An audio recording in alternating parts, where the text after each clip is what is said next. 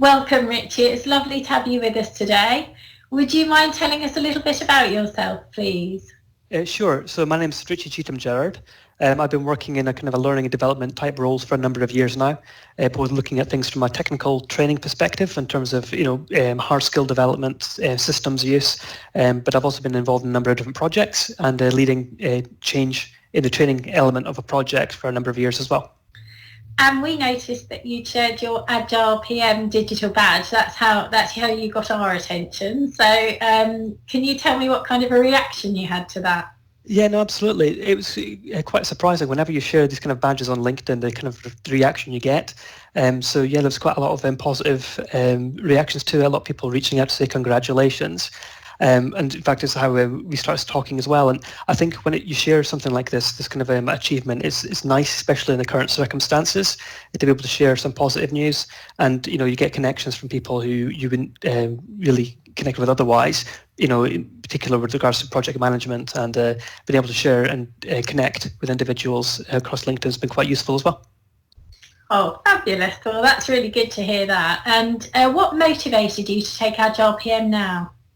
Sure. So I think ultimately, if you look outside and you look at the way that businesses are about to start changing, we know that there's going to be a period of uncertainty, but then there's going to be quite a lot of activity, I suspect, as businesses try to adapt themselves. So from my perspective, I've been looking to broaden my skill set for quite some time, away from just training, but also looking at the wider change management piece.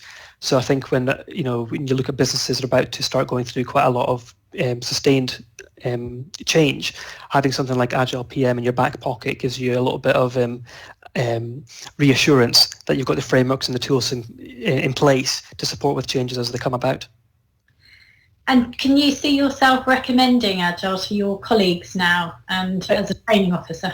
Yeah, no, absolutely. I think when it comes to involvement in projects generally, having quite a good understanding, even at a fundamental level, of different roles and responsibilities and the kind of the overall path from the idea of a project to rolling it out and deploying it, I think everyone ought to have an element of understanding as to what project management actually is, rather than what they may think it is or making up as they go along, as I've seen in numbers of businesses over the years as well. So I think when it comes to projects, big or small, it can be really useful to have an understanding as to what kind of resources you need to pull into your project to make it a success and as quickly as possible as well.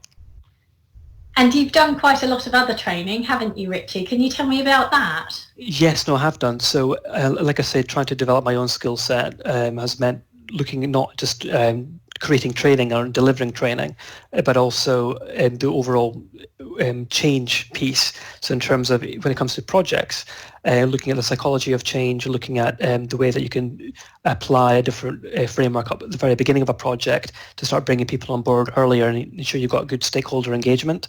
So to support me with that, I looked at the APMG qualification in change management, so foundation and practitioner. I studied that last year, and then earlier this year, in fact just a couple of months ago, I started looking at the Agile Change Agent qualification, and that was predominantly led by looking to have more of a structured framework that I can use in the business to support people going through change and delivering change projects. And so there was a natural progression to look at Agile PM because it gives you a wider understanding of the overall Agile framework when applied to bigger projects.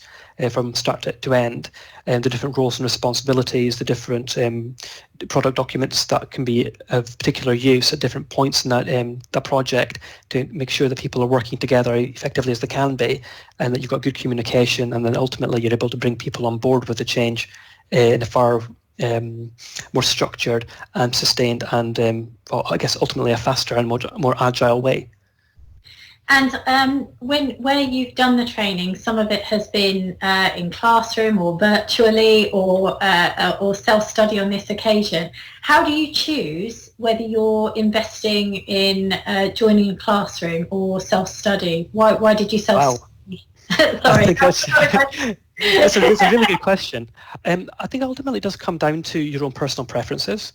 I mean, certainly I gained a lot from each of those in their own different way. When it comes to the classroom-based study, that can be particularly useful if you're able to, or you run the risk of getting too many distractions when self-studying. So if you're in a classroom-based environment, you're allotting a set period of time to your study, which is very useful. And you're also able to bounce ideas of individuals in the room, build your own support network. So there's a lot of strong benefits there from a classroom-based perspective, and equally from a virtual training point of view, you can get a lot of the same kind of benefits from classroom. With self-study, I mean, the reason that I went down a self-study route for this qualification is because it was predominantly driven by me wanting to have this understanding from a kind of a should-have capacity. It wasn't 100% necessary for me to do this from my role, and it was more my own natural curiosity that led me down the self-study route. It's a little bit more flexible in terms of time, so I was able to study in the evenings and the weekends rather than taking time out of my working life to do it. So I think it's all about flexibility when it comes to that kind of self-study route. Oh, well, Richie, thanks so much for your time. You've been really inspiring. I think I'm going to get my head down and do a bit of self-study myself now. I've gone on a few online courses, but that's brilliant. Thank you for your time. Very best of luck. Thank you. Bye for now.